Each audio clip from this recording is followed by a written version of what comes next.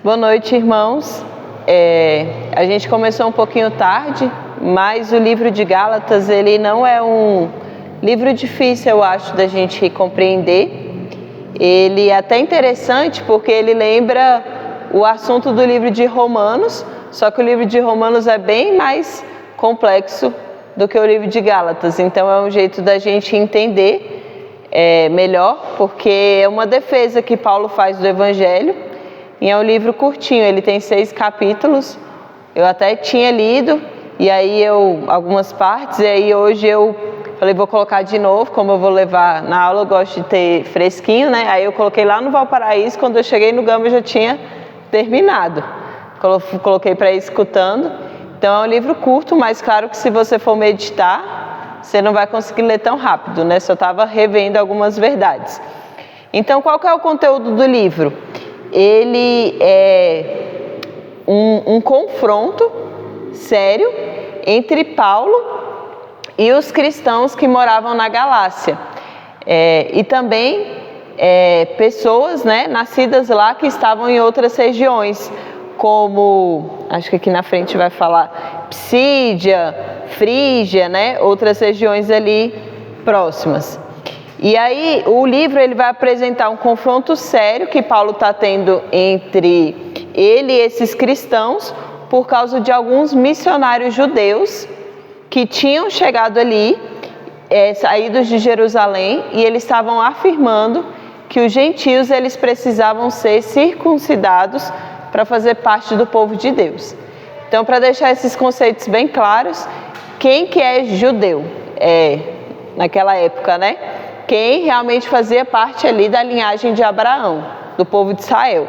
Gentios são esses fora, né, que não nasceu israelita, então é o grego, é o romano, que se converteu, que não tem pai e mãe, das tribos de Israel, né, vindo daquela linhagem, e aí ele se convertia e aceitava, né, o evangelho, e aí vieram esses missionários judeus.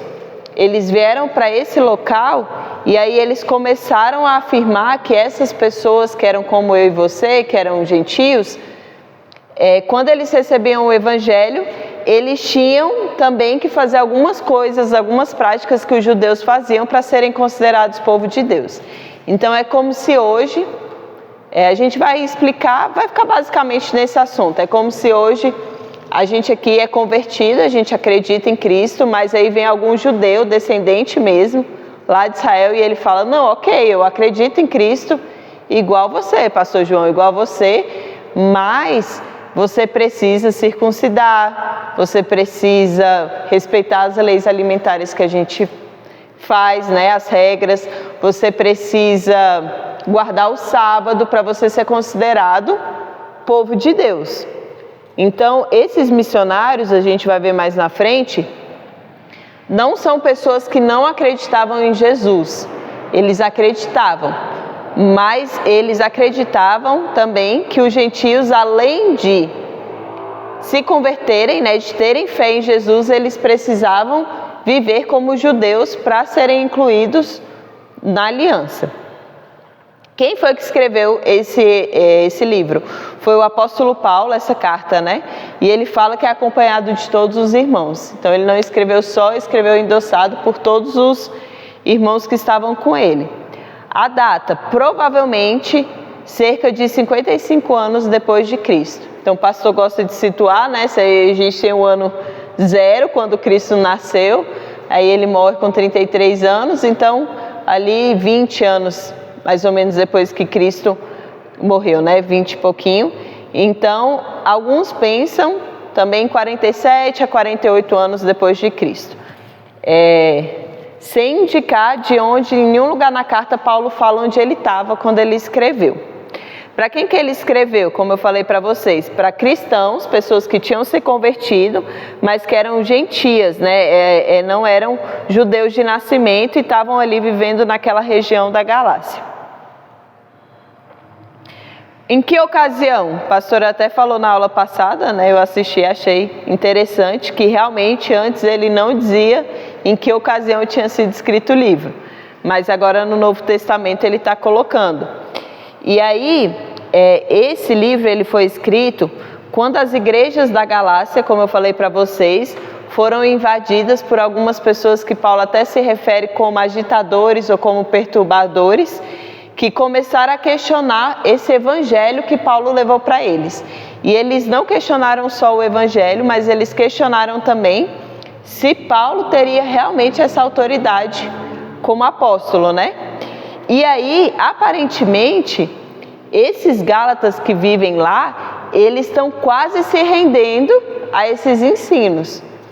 E aí, Paulo, ao perceber isso, ao perceber que ele deixou lá um evangelho puro, um evangelho da forma como ele recebeu de Deus, então vem esses perturbadores, começam a acrescentar coisas, e aí Paulo vai perceber que esses cristãos gentios, eles estão prestes a ceder, eles estão prestes a circuncidar, a realmente querer viver como um judeu.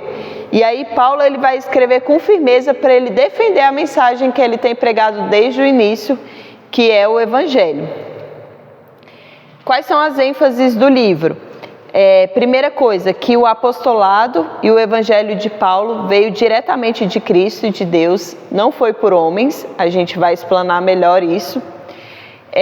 Em segundo lugar, que com a morte de Jesus, essa observação da lei não é da lei de Deus, porque a lei de Deus ela é boa, então ela continua em vigor, no sentido, a gente não adultera, a gente não rouba, a gente faz isso pelo Espírito.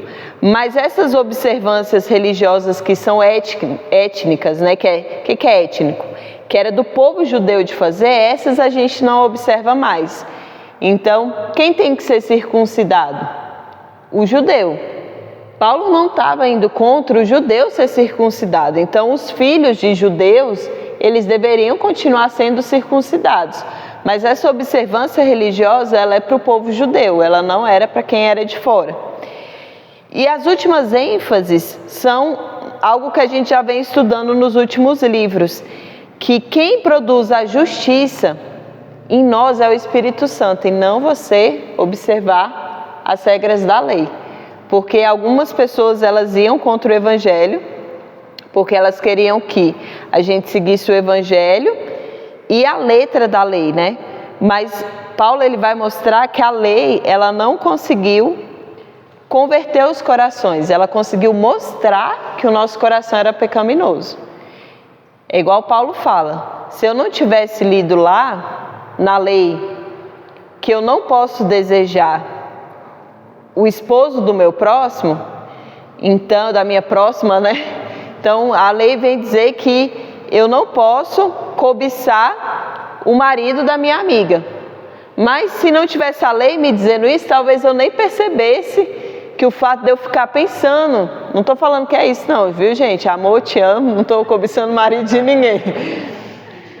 Mas aí eu poderia achar que o fato de eu ficar pensando no marido da fulana não era pecado, né? Porque não tem nada me dizendo isso. Mas a lei me mostra que eu pequei. Ela fala, olha, quando você cobiçou a casa, o carro, quando você roubou, quando você mentiu. Então tudo isso vai mostrando o quanto a gente é pecador. Vai trazendo conhecimento. E a gente tem uma lei escrita no nosso coração também. Que até quem nunca leu a Bíblia, você sente um desconforto. Fazer algumas coisas. Você tem uma lei interior em você que mostra que aquilo que você fez não é correto. Lewis fala muito sobre isso, que é um escritor famoso que fez Crônicas de Nárnia, às vezes vocês conhecem o filme. Ele fala que você pode pegar a tribo lá que não é evangelizada, mais arcaica, lá a traição vai continuar sendo, apesar de ninguém ter ensinado, alguns valores, mesmo sem ninguém ensinar, eles continuam sendo considerados ruins. Então, por exemplo, eu ser muito amiga do pastor João, eu posso estar lá onde ninguém me ensinou, e aí eu traio essa amizade, é considerado ruim, mas é considerado ruim comparado com que padrão? Com o padrão que Deus pôs no nosso coração. De pequena a gente já sabe que aquilo que a gente fez não foi legal, né? Ainda que ninguém nos ensine. Então, Paulo vai mostrar que a lei mostra que a gente está errado, mas quem capacita a gente a parar de pecar não é o conhecimento da lei, é o Espírito Santo. Então, o fato de eu saber que eu não posso cobiçar o desejo, o marido do próximo, eu não posso roubar, eu não posso mentir. É como Paulo fala, às vezes mesmo sabendo disso, parece que esse desejo vem ainda mais forte. Então o que me faz não me entregar a isso? O Espírito Santo morando em mim, não o fato de eu conhecer a lei. E aí o mais importante, não diria o mais importante, mas algo que é muito defendido na carta, que esse Espírito ele é recebido pela fé em Cristo Jesus e não pela obediência à lei. Como é que a gente vai receber esse Espírito que vai capacitar? Não é pela lista, por exemplo, eu aceito o Evangelho hoje. Em que momento que o Espírito vai vir? Janina, agora que você decidiu andar com Deus, está aqui a lista de regras, depois que você seguir tudo, você vai receber o Espírito. Não é assim. A gente recebe o Espírito pela fé e o Espírito vai te capacitar a viver aquilo, né? Visão geral do livro. Tem 3... Isso é o Espírito Santo. Isso, o Espírito Santo. Isso, não é o nosso Espírito, né? Então ele entra no coração da gente nesse momento, né? Aí a gente não consegue revelar toda a presença dele, mas no processo, mudando as nossas condutas, reaprendendo a nossa forma, o nosso estilo de vida, né? Transformando a nossa mente, a gente vai demonstrando que o Espírito Santo está agindo em nós. Isso. A visão geral do livro tem 3 lados que estão envolvidos nessa carta. Primeiro é Paulo que escreveu a carta. O segundo são os Gálatas, que são esses cristãos gentios que estão correndo o risco de se desviar. E por último, esses agitadores que são judeus, cristãos, não são judeus que não acreditam em Cristo, que queriam impor para esses gentios que eles seguissem a lei. Eu vou pegar aqui minha Bíblia. Vai dar? Vai.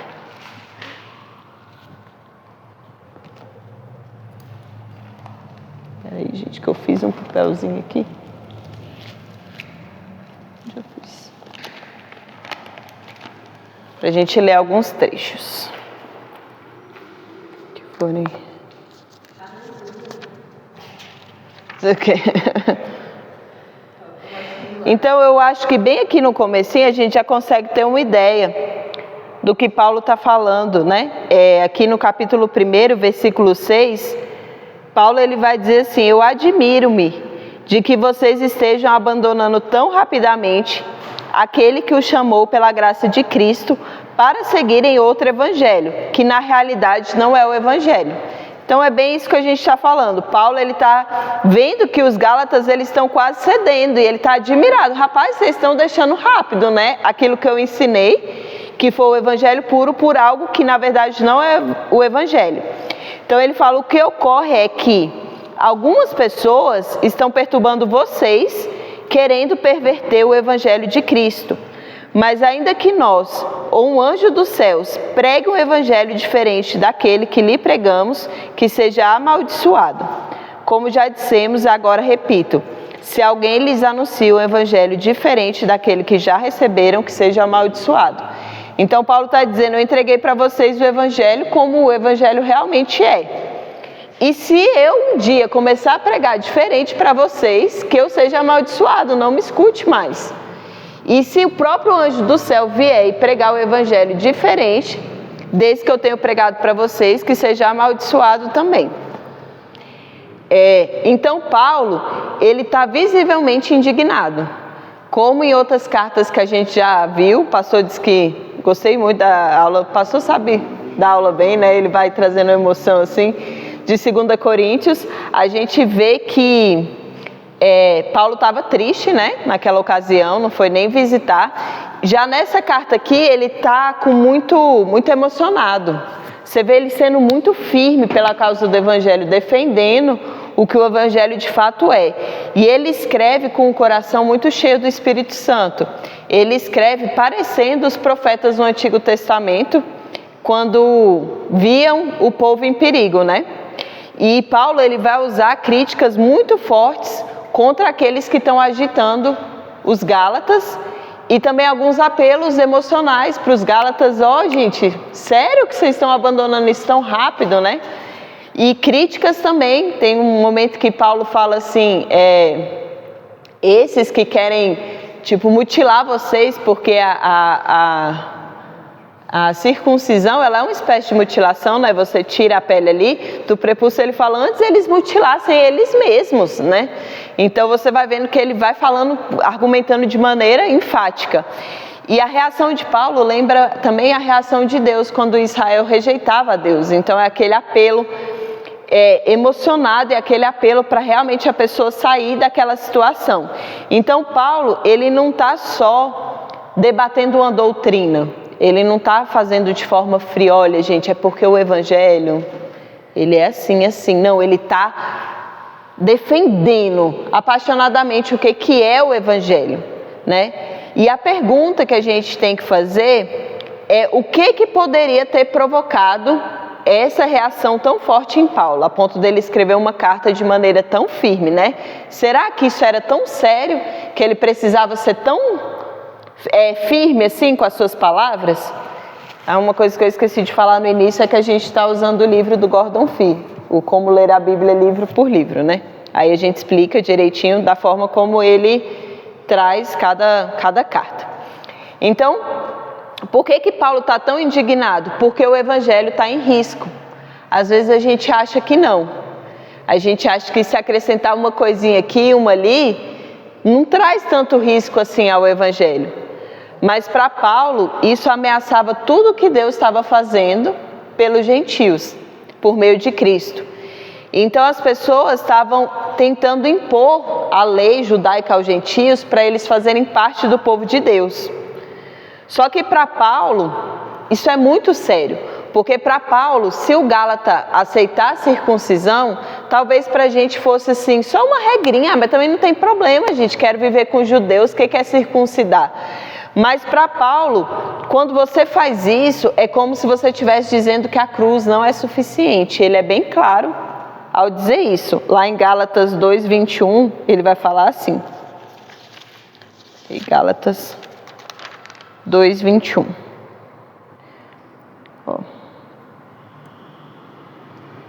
Vou ler do 20, por exemplo. Fui crucificado com Cristo. Assim já não sou eu quem vive, mas Cristo vive em mim. A vida que eu agora vivo no corpo, vivo pela fé no Filho de Deus que me amou e se entregou por mim. Então ele vive pela fé em Cristo. 21. Não anulo a graça de Deus, pois se a justiça vem pela lei, Cristo morreu inutilmente. Então, para ele, se você precisa obedecer à lei para ser justificado, para que Cristo morreu? Para que ele veio? Para que ele se entregou? Se bastava eu cumprir a lei, e se eu tenho poder para cumprir a lei? Porque essa é a questão, a gente não consegue cumprir a lei. Então, Cristo teve que vir e morrer, esse é o plano de Deus.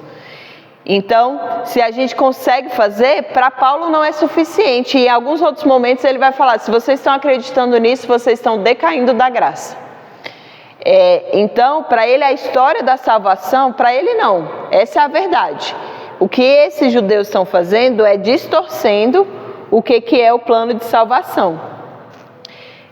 Aí, além dessa defesa, Paulo ele também está defendendo o apostolado dele contra as críticas que essas pessoas faziam para Paulo. E a gente vai ver que isso acontece em outras cartas também. Acho que era um costume das pessoas chegar lá e dizer assim, gente, será que esse Paulo ele é apóstolo mesmo? Ele não andou com Jesus, né? Pelo que eu sei, ele criticava a igreja. Mas Paulo vai explicar que o chamado dele para ser apóstolo veio diretamente de Deus, não foi de pessoas. Ele vai explicar, como ele já fez em outras cartas, de que forma ele veio, né, a se tornar apóstolo. E ele vai falar que a própria mensagem do evangelho, quem entregou para ele foi Jesus. E quem comissionou Paulo a pregar para os gentios também foi Jesus. Foi Jesus que comissionou Pedro para que ele pregasse aos judeus e Paulo para que ele pregasse aos gentios. Então, Paulo vai dizer, o meu chamado, ele veio diretamente de Deus. Mas, mesmo ele tendo vindo diretamente de Deus, ele vai lembrar as pessoas que o chamado dele foi reconhecido pelos líderes em Jerusalém. Ele vai falar que depois de alguns anos ele foi lá para Jerusalém, conheceu os apóstolos, e eles reconheceram esse chamado na vida de Paulo, né?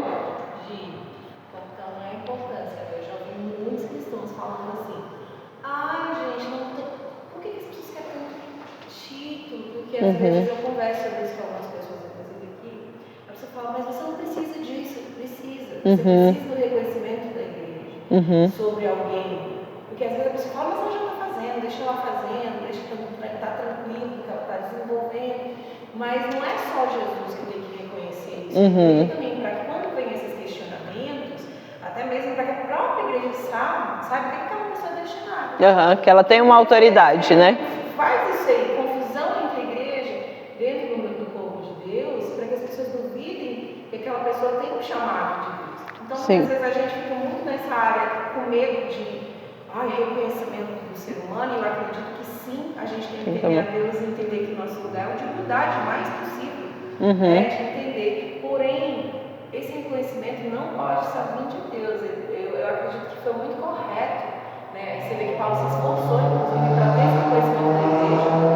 Foi em Jerusalém, participou do concílio, tudo que tinha de lei e de aceitação dos irmãos, ele se submeteu. Tem gente que já não quer, não se importa, não está nem aí, ele disse que só Deus que chamou ele, acabou, e tem gente que não quer o título. Que não precisa, porque o importante é o coração. Eu acho que os dois são importantes, né? É bem interessante porque ele cai na palavra de Deus. Sim, verdade. Porque o diabo, ele é terrível, ele sabe usar as armas. Sim, porque quando ele desqualifica uma pessoa ou descredibiliza, ele descredibiliza também o ensino, né? O pastor é chamado por Deus. Todo mundo percebe esse chamado de Deus na vida dele, mas se alguém não chegasse, derramasse lá o óleo na cabeça dele, pastor, as pessoas poderiam até chamar ele de pastor, mas ele não era reconhecido como pastor. Sim, então, sim. Me chama assim, de alguns títulos, eu falo, gente, eu acho sério você ter algum título, porque isso foi desvalorizado, porque as pessoas começaram a usar isso de uma forma muito banal. Então, antigamente na Bíblia, na igreja primitiva, as pessoas valorizavam muito quando tinha essa coisa na vida dela. Elas não saíam falando eu sou isso, aquilo, entre aspas, porque tinha gente que saía, mas assim, eu estou falando da igreja primitiva mesmo, a igreja reconhecida por Cristo e tal. Era muito difícil o irmão fazer isso sem um reconhecimento da igreja. Então, como banalizou, muita gente fala, não precisa disso, as pessoas só querem aparecer hoje em dia. Eu acho que quando a pessoa é séria, a gente precisa confirmar isso na vida da pessoa. Entendo. Não, concordo. Porque senão você descredibiliza a mensagem, né? E é como você falou, para ter esse cargo, não é esse cargo, esse título ou essa missão reconhecida, tem que haver um reconhecimento da igreja, né? Normalmente, antes de ser reconhecido um pastor, você já pastoreou muito, né? Aí todo mundo já reconhece aquele pastoreio. Primeiro vem de Deus. Sim, depois a igreja. isso. E aí Paulo, ele vai falar desse apostolado e depois ele vai usar o encontro que ele teve com Pedro para reforçar a mensagem aos Gálatas. E é muito interessante essa passagem, né? Poderíamos chamar hoje de treta. Traduzindo para 2025, a treta entre Paulo e Pedro. E aí, realmente Pedro, ele chega um pouco antes desses outros irmãos judeus que ele conhecia. E quando Pedro chegou, ele comia com gentios, né? E tudo bem. Só que aí, quando esses amigos dele chegaram, aí ele mudou o comportamento dele. E isso fez com que outras pessoas que estivessem lá também adotassem o mesmo comportamento. E Paulo diz que até Barnabé foi levado também por essa... Ai, gente, esqueci a palavra. É o comportamento de quando a gente... Essa hipocrisia, né? E aí, Paulo teve que rebater Pedro, realmente na frente dos outros irmãos, e foi na frente de todo mundo, até na nossa, que depois ele relatou, né? Então, Paulo expôs mesmo, porque ele falou para Pedro, você sendo judeu, você quer viver com a liberdade do gentio, você quer viver essa liberdade que você tem em Cristo, você que é judeu, e aí você quer que o gentio, que tem essa liberdade, né, também em Cristo, viva como judeu. Então ele rebateu Pedro na face, né, como ele diz.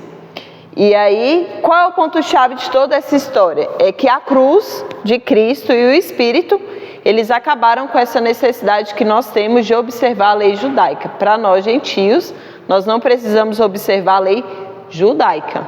Não é toda a lei. É a questão alimentar, aqui não tem ninguém circuncidado, né? São esses rituais, né? E sacrifícios, isso. O sábado, que são os pontos principais que eles queriam que os gentios seguissem. Como é que faz para a obediência ao sábado. Né? Sim. Isso aí é a mesma coisa que eles fizeram, né? Você só é salvo em Jesus, porém... Isso mais isso, né? Não é salvo. Isso. Aí a gente fala, tem um ministério, né? Que é o adventista, ele fala, você só é salvo se você também obedecer, fazer o Shabat, né? Que é tirar os cantos, senão você Sim, sim. Isso também é limitar a graça de Deus, né? E decair da graça, nesse sentido. Sim. Aí a carta ela vai alternar entre 3 tipos diferentes de texto. Alguns momentos ele vai trazer argumentos teológicos do porquê que aquilo é assim, então ele vai explicar desde o Antigo Testamento, explicando teologicamente mesmo porque a cruz de Cristo é suficiente. Algumas partes vão ter aplicações práticas do que se deve fazer, e em terceiro um apelo emocional. E esses apelos, eles normalmente eram baseados em relacionamentos. Então você vai ver aqui em Gálatas 5, de 7 a 10...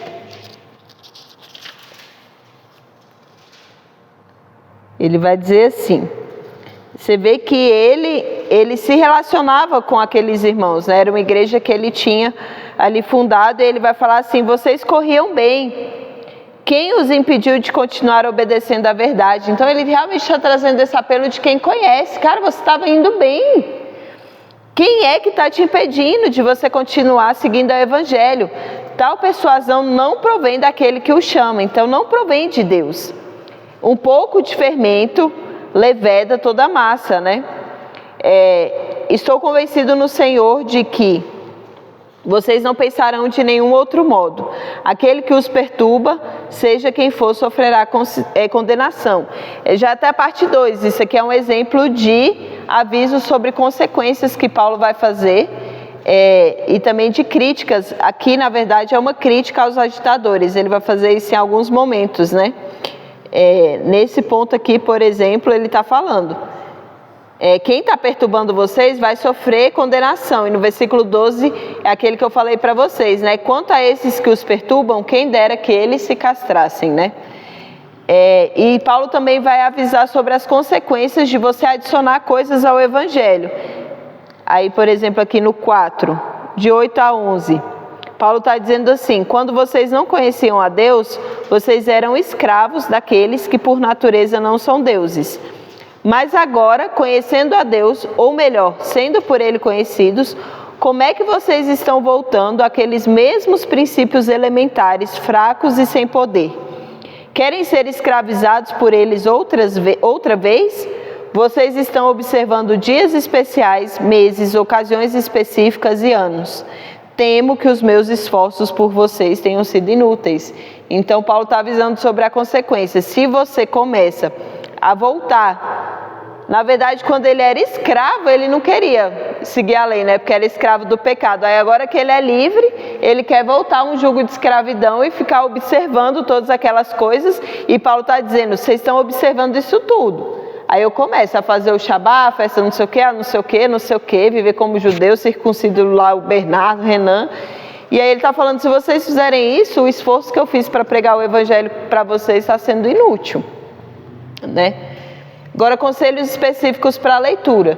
Aqui nessa parte, como é uma carta bem prática, ele faz explicar mais do livro, né?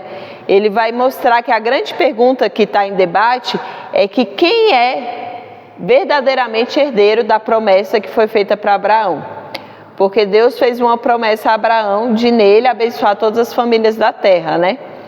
E Paulo vai responder que quem é herdeiro de Abraão não é quem é filho de sangue, mas quem teve fé como Abraão, mesmo sendo gentio. Quem tem fé como Abraão se torna filho, se torna incluso na promessa e se torna um filho livre, não escravo, né? A gente se torna filho de Abraão pela fé em Cristo e pelo dom do Espírito. E aí Paulo vai explicar que você obrigar o gentio a ser circuncidado, você está fazendo ele voltar para um regime de escravidão. E a justificação ela é só pela graça, ela não é pelas obras da lei, né? O que Paulo vai explicar? Que se você voltar para a circuncisão, você está buscando uma vantagem própria. E ele fala que isso é uma obra da carne. você tentar se justificar perante Deus em qualquer outra coisa que não seja a cruz de Cristo, isso é obra da carne. Então você vai falar: Deus, eu sou santa e justa porque eu creio em Jesus e também eu orei, paguei meu preço, fiz não sei, tudo isso é obra da carne. Porque eu pago o preço, porque eu oro, porque eu vou para a igreja, porque eu dou aula terça-feira, porque não sei, porque... Então, tudo isso é obra da carne, você está tentando se justificar por uma justiça própria. E ele fala que, quando eles faziam isso, eles estavam praticando essa obra da carne, né? Então, para ser parte do povo de Deus, Paulo está perguntando para eles: o que importa? O que te faz ser pessoa de Deus? É a fé em Cristo e você ter recebido o Espírito Santo? Ou são os sinais da identidade judaica? Então, é o fato de eu circuncidar, de eu andar de um jeito, de eu orar de um jeito, de eu guardar algumas coisas. E aí ele vai mostrar que é pela fé em Cristo, né? E interessante que, na verdade, Paulo vai dizer que o que essas pessoas queriam era não serem perseguidas. Porque naquela época, boa parte da perseguição vinha dos próprios judeus. Então, quando eu circuncido, aí o judeu para de me perseguir. Então, boa parte eles não estavam fazendo, na verdade não é boa parte não, eles não estavam fazendo isso por amor a Cristo, né? Eles estavam fazendo aquilo porque se eu fizesse, eu ia ficar bem com os judeus. Então é aquela coisa, se eu congrego aqui e o pastor começa a pôr um monte de regra, você tem que não pode mais jogar futebol, não sei o que, não sei o que, não sei o que. Aí eu não faço isso por amor a Cristo, mas eu faço para não ter crítica do pastor, não ter dos irmãos, ficar bem, não ser perseguido. Então era o que eles queriam fazer, eles não queriam ser perseguidos pelo Evangelho, eles queriam usar de um jeito que eu não fosse criticado. E aí vocês vão perceber que Paulo vai falar no livro muito sobre Abraão. E a gente pergunta, se é sobre Cristo, sobre a fé em Cristo, por que Paulo fala tanto sobre Abraão? É porque essas pessoas que estavam lá, elas usavam Abraão como base para dizer que as pessoas tinham que circuncidar. Porque eles falavam, olha, Deus estabeleceu a aliança com Abraão quando Abraão circuncidou ele e seus filhos. Então, se vocês querem entrar nessa aliança, vocês têm que circuncidar também. Mas Paulo ele vai mostrar lá no Antigo Testamento que Abraão ele foi considerado justo antes da circuncisão. A palavra vai dizer, engraçado não, interessante, né? Que as boas novas foram faladas para Abraão. Ele vai dizer, as boas novas foram transmitidas a Abraão. E ele foi justificado quando ele creu que Deus faria aquilo por ele. E aí o versículo vai dizer assim, né? Abraão creu em Deus e isso lhe foi imputado por justiça. Isso foi muito antes da circuncisão. Então, quando é que Abraão foi considerado justo? Quando ele circuncidou? Não, quando ele creu que Deus ia fazer aquilo que Deus falou que ia fazer. E aí, quando a gente crê igual a Abraão, a gente se torna filho dele, né? Filhos de Abraão e participantes da promessa. Então, de forma prática, qual é a equação? A Laís deu um spoiler, né? O que algumas pessoas pensavam? Que para você ganhar o favor de Deus é graça mais prática da lei. Então, é a graça, Jesus ter morrido por mim, mais alguma coisa. Jesus morreu por mim, mais isso que eu faço. É o mais. Paulo, o que Paulo vai explicar? Que esse mais, ele anula a graça. Porque se Jesus falou, está consumado, ele veio e fez uma obra completa, se eu precisar adicionar qualquer coisa, por que ele veio? Tinha um mais que eu poderia fazer, mas a verdade é que não existe esse mais. Para Paulo, graça mais nada é acrescentado à graça, é o favor de Deus. Isso vai fazer com que a gente viva no pecado? Claro que não, óbvio que não. Porque Paulo mesmo vai terminar Gálatas falando das obras da carne. Então, quem não tem o Espírito Santo em si, pratica um monte de coisas. Quem tem o Espírito em si, vai praticar os frutos do Espírito, que a gente lê tanto, está aqui em Gálatas. Vai ser amor, bondade, domínio próprio, mansidão. Mas o que nos fez ter o favor de Deus? Graça mais nada. Se hoje você morrer, tiver que comparecer perante o tribunal de Cristo, né? E de Deus, Genina, por que você está aqui? Pela cruz de Cristo, eu não vou colocar mais nada. Nada que eu tenha feito de bom ou de ruim. Não tem como você falar, Deus, foi eu ter aceitado o Evangelho, aí desde então fiz isso de bom, não. Se um dia Jesus, você comparecer perante o tribunal, e eu creio que a gente vai ter aquele entendimento, né? De que foi tudo pela cruz de Cristo. E aí tem gente que fala assim, né, de tão bonzinho, tão de caráter, sim. esposa, perfeito pai, só falta Jesus. Só falta tudo, né? Mas, o inferno com caráter. Porque ele não era bom de fato, né? Porque ninguém é bom. Porque as pessoas sempre têm essa coisa de que a graça é só para bandido, estuprador, isso, cabuloso, que foi das drogas. Mas não. Mas o bonzinho, o que tem caráter, se ele não conhecer Jesus, o índio que está lá, se ele não conhecer Jesus e a graça não alcançar, apesar de que a gente sabe que a graça ela é muito mais transbordante, muito mais ampla do que a gente imagina, né?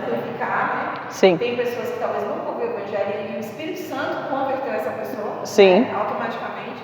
Mas, assim, o ponto é, se o Espírito não fizer essa conversão, a pessoa pode ser 10. Mas ela não vai. E o que veio de lá do mundo todo sujo e se converter a Jesus vai. É isso.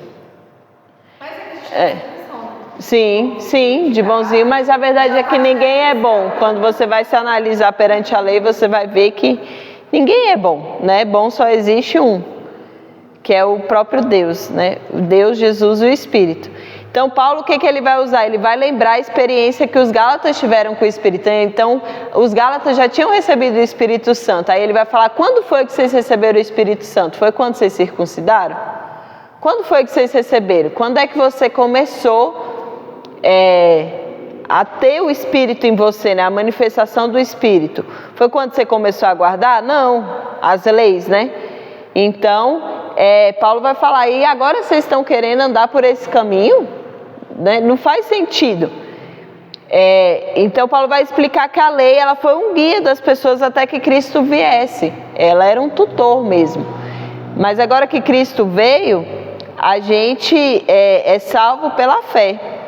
O Espírito Santo ele é suficiente para que a gente viva como Cristo viveu, né? E aí, para terminar o livro, terminando também a aula, Paulo vai falar sobre as obras da carne e ele vai dizer que essa carne, ela representa esses desejos pecaminosos, né? Contra os quais a lei falhou. Então, a lei veio, a lei é boa, a lei não é má, a lei, ela é boa, ela veio de Deus, mas ela não foi suficiente para combater o pecado no coração das pessoas, nem o desejo delas pela obra da carne. A lei pode tornar até alguém religioso, você pode até seguir vários pontos, mas você não vai conseguir seguir tudo, porque ela não vai transformar seu coração. Então você pode até seguir vários pontos, mas você vai se tornar, ou você não consegue mesmo, aí você fala assim, gente, não consigo, preciso beber, preciso não sei o quê, preciso... Ou às vezes você até segue, mas aí você se torna tem a palavra, né? Legalista, isso. Ai, da Laís que não ora, né? Tipo o fariseu, né? Eu acho que isso é por mim, né? Então, nossa, eu sou tão santo que eu isso. Fulano não ora. Aí você fala, coitado, pastor João, não estava aqui na reunião de oração sábado, Senhor, tem misericórdia. Aí você se torna igual aquele fariseu com o publicano, né? Tipo, tem misericórdia dele, Senhor, porque eu dou o dízimo do endro, da hortelã, do cominho, jejuo 2 vezes por semana, oro 3 vezes por dia. Isso, então não transforma o seu coração, te transforma numa pessoa legalista. Caso você ache que consiga cumprir, né? Porque tem uns que já vê que nem dá para cumprir. Já o fruto do Espírito é diferente, ele transforma o coração. A obra do Espírito, ela revela o verdadeiro caráter do cristão. Então, quem é cristão de verdade, ele começa a manifestar o fruto. Aí, o fruto, ele tem várias características. Aí você começa a manifestar amor, bondade, paciência, né? Amabilidade, benignidade, mansidão, domínio próprio. É gerado, né? Isso, é gerado em você. Você responde daquela forma. O pastor vem falando, sempre fala, né? E cada vez mais. Aí você, às vezes, até se surpreende. Nossa, a pessoa falou como eu não teria respondido dessa forma. Mas agora veio uma mansidão que eu não tinha antes. Veio um domínio próprio que eu não tinha antes. E quanto mais a gente vai alimentando o Espírito, semeando para o Espírito, né? Paulo vai dizer, mais isso vai se fortalecendo na nossa vida. Mas quem semeia para a carne, colhe destruição, colhe obra da carne. Então é sobre isso o livro de Gálatas. A gente vai terminar ele um tempinho antes, para ter tempo para quem estiver atrasado chegar a tempo. Vou pedir para o pastor pausar o vídeo e aí eu posto no YouTube.